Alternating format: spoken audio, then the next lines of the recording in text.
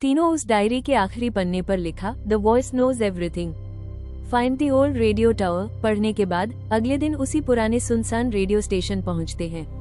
अंदर पहुंचते ही चारों तरफ बिखरी डस्टी रील्स और टूटे माइक पड़े होते हैं।